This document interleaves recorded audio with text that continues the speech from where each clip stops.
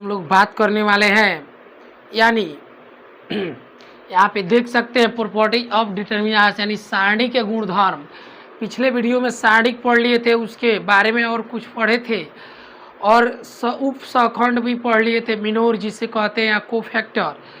अब इसमें हम लोग पढ़ने वाले हैं सारणी के गुणधर्म यानी प्रॉपर्टीज इसका, यानी पार्ट कितना है, पार्ट के बारे में जानेंगे। यहाँ पे देखते हैं प्रॉपर्टी एक, यदि किसी सारणी के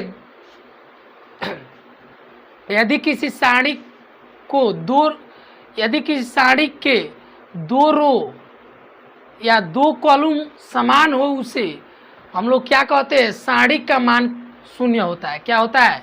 सारणी का मान शून्य होता है। पहला प्रॉपर्टी देखिए, यदि किसी सारणी के दो रो या दो कॉलम समान हो तो उस राशि का मान, सारणी का मान क्या होता है? शून्य होता है।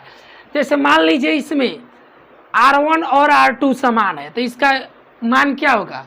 शून्य होगा।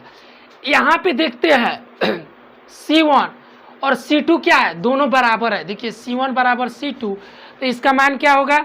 शून्य। कहने का मतलब कि किसी रो या कॉलम यानी दो रो या दो कॉलम समान हो, उसका वैल्यू क्या होगा? शून्य होगा।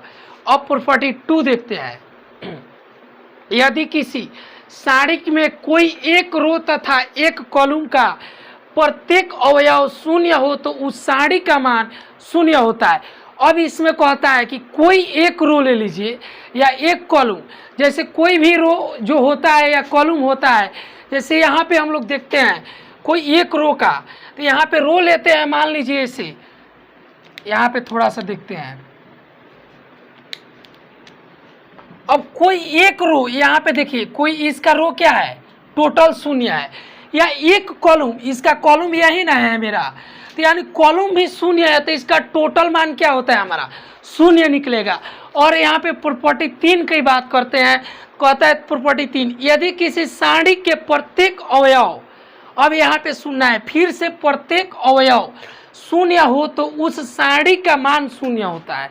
अब देखिए इसमें कहता क्या है, अब प्रत्येक अवयव शून्य होगा उस सारणी का मान भी क्या होता है? शून्य। कहने का मतलब कि टोटल अवयव शून्य होना चाहिए। यहाँ पे देख लीजिए जितना एलिमेंट है टोटल शून्य है, इसका वैल्यू क्या होगा? 0। यहाँ पे प्रॉपर्टी 4 की बात करते हैं, यदि किसी सारणी को रो से कॉलम में बदलते हैं। अब यहाँ पे थोड़ा सा दिमाग लगाओ चेला, यहाँ पे कहता है कि यदि किसी सारणी को रो से कॉलम में बदलते हैं तो उस सारणी के मान पर कोई प्रभाव नहीं पड़ता है।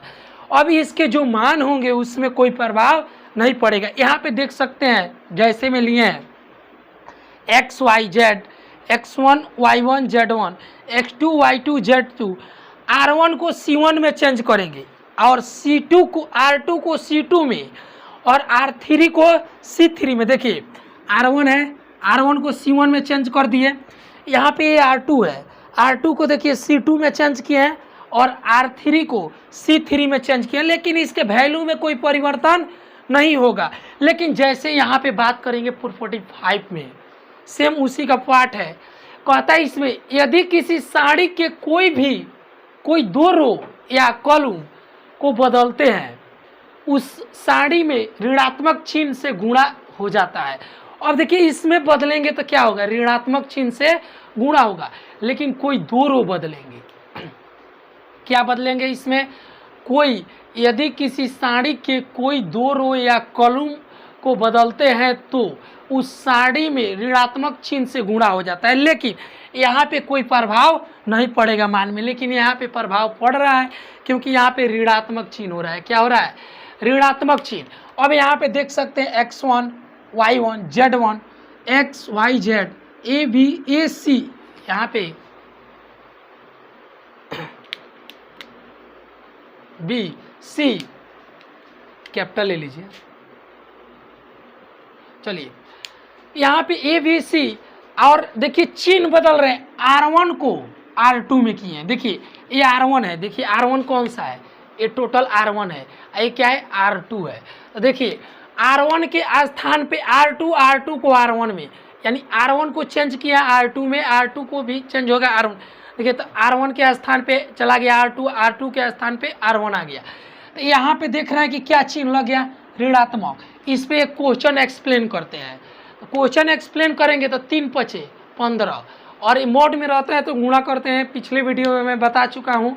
तो यहाँ पे देख रहे हैं 3 पचे 15, 1 दूना 2, तो यानी 15 में से 2 जाएगा तो 13। लेकिन ठीक इसी में मान चेंज करेंगे, यानी R1 के जगह R2 तो माइनस लगेगा। देखिए R2 कहाँ चला गया, R1 के स्थान पे, R1 कहाँ आ गया, R2 के स्थान पे, तो माइनस लग गया। तो ये देखिए 1 दूना 2 और माइनस तो है, 3 पचे 15, तो माइनस माइनस गुणा होगा तो प्लस 13। देखिए 13 यहाँ भी 13 यहाँ भी, कोई मान में परिवर्तन निकालने में नहीं हो रहा है। प्रॉपर्टी 6 देखते हैं। यदि कोई सारणिक विकर्ण आव्यूह से बना हो, अब विकर्ण आव्यूह के बारे में हम पढ़ाए ही हैं, अब विकर्ण आव्यूह से बना हो तो विकर्ण के गुणनफल को सारणी का मान कहते हैं। अब जो गुणनफल कहने का मतलब गुणा, अब उसके गुणनफल को क्या कहेंगे, सारणी का मान कहते हैं। अब यहाँ पे हम लोग बात देख रहे हैं थोड़ा सा कि यहाँ पे विकर्ण के अलावा टोटल अवयव शून्य दिखाई दे रहा है। देखिए विकर्ण के अलावा टोटल अवयव क्या है, शून्य, लेकिन इसी के गुणनफल को सारणी का मान कहते हैं। तब इसके गुणनफल यानी गुणा, देखिए 2 गुणे 3 गुणे 5 यानी 30। अब इसके गुणनफल को क्या कहेंगे, सारणी का मान कहते हैं। प्रॉपर्टी 7, यदि कोई विकर्ण आव्यूह n गुणे n, अब यहाँ पे देखेंगे n गुणे n कोटि का हो तो मॉड के ए बराबर k के पावर n मॉड a। अगर यहीं पे मॉड p a कर लेते, k के पावर p, p के पावर n मॉड a हो जाता है। कुछ भी कॉन्सोनेंट लेंगे उसके पावर n रखेंगे, यहाँ पे जो गुणा में रहेगा। तो इस पे क्वेश्चन भी एक्सप्लेन करेंगे अभी हम लोग।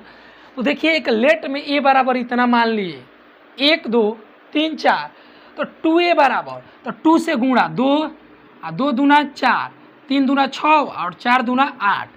मॉड 2a बराबर निकालेंगे तो 8 दूना 16, 6 चौके 24, घटेगा तो -8।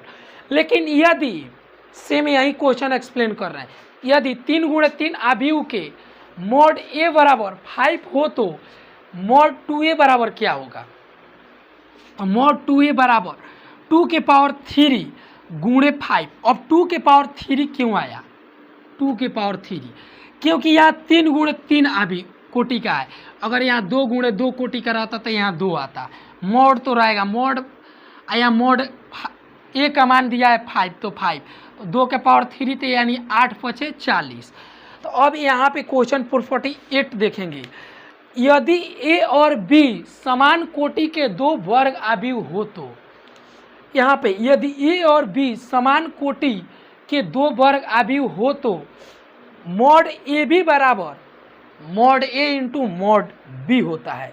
अब एक एग्जाम्पल्स देखते हैं क्वेश्चन, यदि a बराबर 3 2 2 2 तथा b बराबर 5 2 6 3, तो मॉड ए बी बराबर क्या होगा। सबसे पहले हम ए बी निकालेंगे। अब देखिए इसमें रो से कॉलम में गुणा करते हैं, ऐसे चलता है, पूंछ वाला पूंछ के साथ है, तीर वाला तीर के साथ, पूंछ वाला पूंछ के साथ है, 3 पचे 15 आ प्लस 6 दूना 12, पूंछ वाला पूंछ के साथ है, तीर वाला तीर के साथ है, 2 पचे 10 और यहाँ पे 6 दूना 12।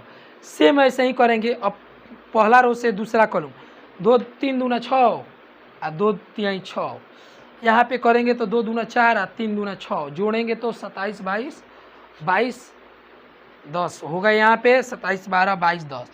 अब मॉड निकालेंगे तो 27 दहाँ के 270 और 12 22 यहाँ 264, घटेगा तो 6। लेकिन इसी का शॉर्ट ट्रिक देखते हैं, शॉर्ट ट्रिक में निकालना हो तो क्या करेंगे, यहाँ पे थोड़ा सा देखते हैं शॉर्ट में, शॉर्ट में इसको बता रहे हैं, शॉर्ट विधि।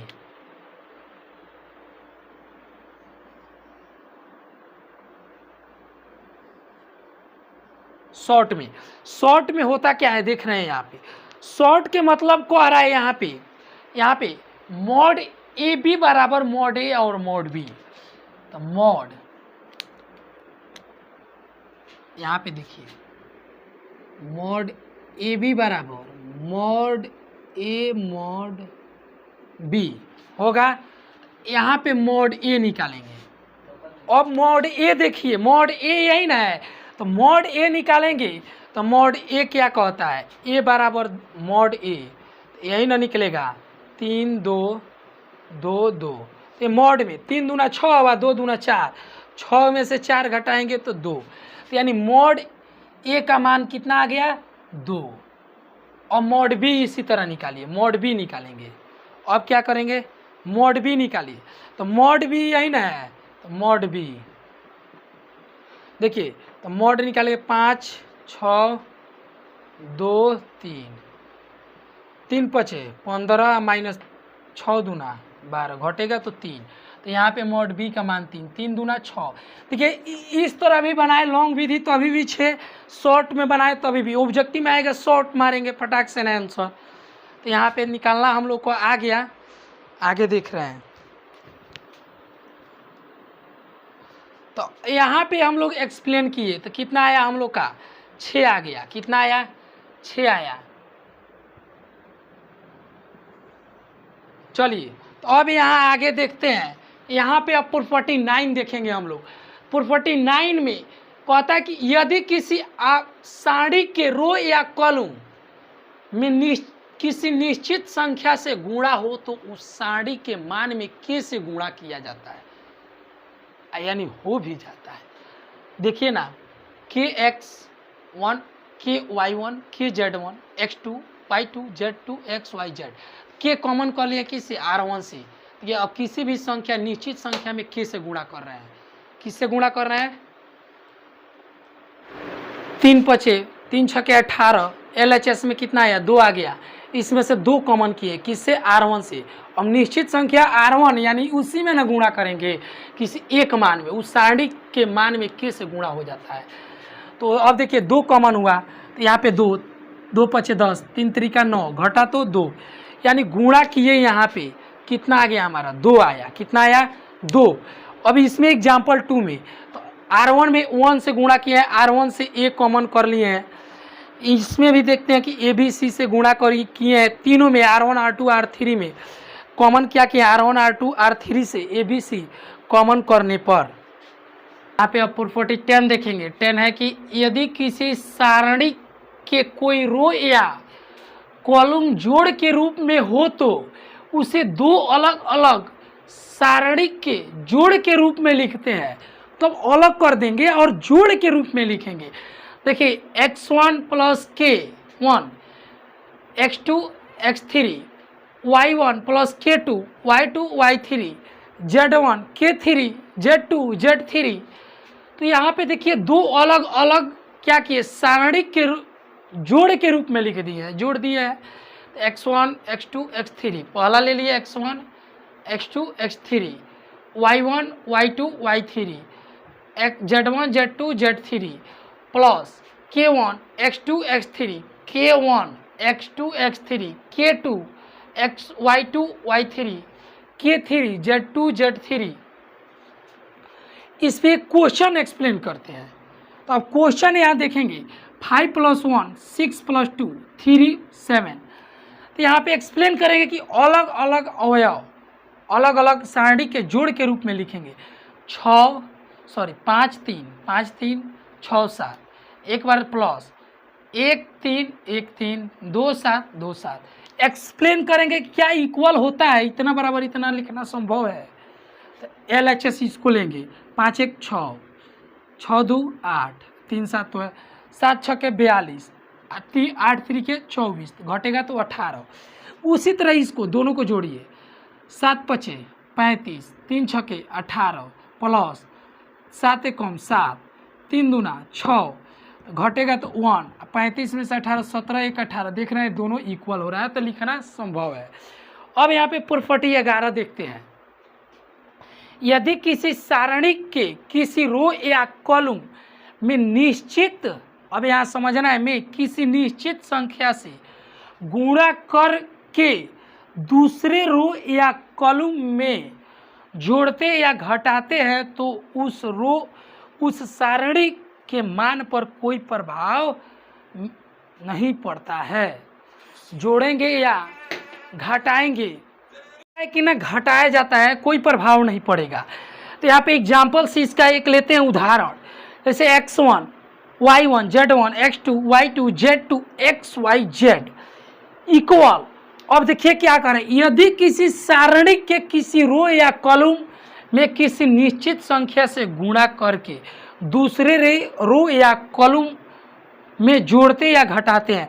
देखिए किसी एक निश्चित संख्या k से गुणा किए हैं, देखिए r1 में k से, और कह रहा है कि जोड़ते हैं r1 में r1 प्लस k r2 किसी निश्चित संख्या से गुणा कर दिए हैं। तो किस में गुणा किए हैं, r2 में हम गुणा किए हैं, r2 के मान में, देखिए सब में r2 में गुणा हुआ है, देख सकते हैं। तो कह रहा है कि दूसरे रो या कॉलम में जोड़ते हैं। देखिए पहले रो में हम जोड़ दिए, किसी में भी जोड़ सकते हैं गुणा करके, क्या हुआ है x1 प्लस k x2। क्या किए यहाँ, देखिए कह रहा है यदि किसी सारणी के किसी रो या कॉलम में निश्चित संख्या से गुणा करके दूसरे रो या कॉलम में जोड़ते या घटाते हैं, हम जोड़े हैं। देखिए R2 में क्या किए हैं, k से गुणा, R2 में k से, R2 में k से, और क्या किए R1 को जोड़ दिए, R1 में क्या किए हैं, जोड़ दिए। देखिए R1 के लिए R1 प्लस k R2 जोड़ दिया, सेम वैसे लिख दिए। अब यहाँ पे हम लोग देख रहे हैं, यहाँ पे देखिए इस समाप्त हुई, यहाँ पे देखेंगे तो यहाँ पे क्या है x y z a b c p q r, यानी देखिए अब क्या किए हैं, यही ना हमारा R2 है, किसी दूसरे रो क्या किए k से गुणा, किसे k से गुणा किए हैं R2 में, और क्या किए हैं R1 में जोड़ दिए, इसमें R1 में जोड़ दिए, इसको क्या किए हैं R1 में जोड़ दिए। देखिए जोड़े हैं कि नहीं, x में k y में क्या किए k b z में क्या किए k c, और यहाँ पे फिर एक्सप्लेन करेंगे। R1 के लिए क्या हम लोग किए हैं, यहाँ देख सकते हैं R1 के लिए R1 प्लस k R2 वही किए हैं। अब एक्सप्लेन कीजिए क्वेश्चन को कैसे हम लोग समझेंगे। x y z a b c p q r, किसी को भी एक्सप्लेन कर देंगे, इसी को एक्सप्लेन कर रहा है। k a b k b k c और क्या किए a b c p q r, यानी अलग अलग कर दिए हैं। क्या किया है, जोड़ेंगे तो फिर इतना आ जाएगा कि नहीं, जितना है उतना आएगा ना। तो अब देखिए हमको लाना कितना है, इतना लाना है, इतना बराबर इतना दिखाना। तो यहाँ पे देखिए क्या हुआ, ई तो हो गया। अब यहाँ पे k कॉमन कर लिए, किससे, R1 से k कॉमन करने पर k निकालेंगे तो a b c p q r। तो हम लोग जानते हैं कि प्रॉपर्टी में कि कोई दो रो या कॉलम समान हो तो उसका मान क्या होता है, 0 होता है।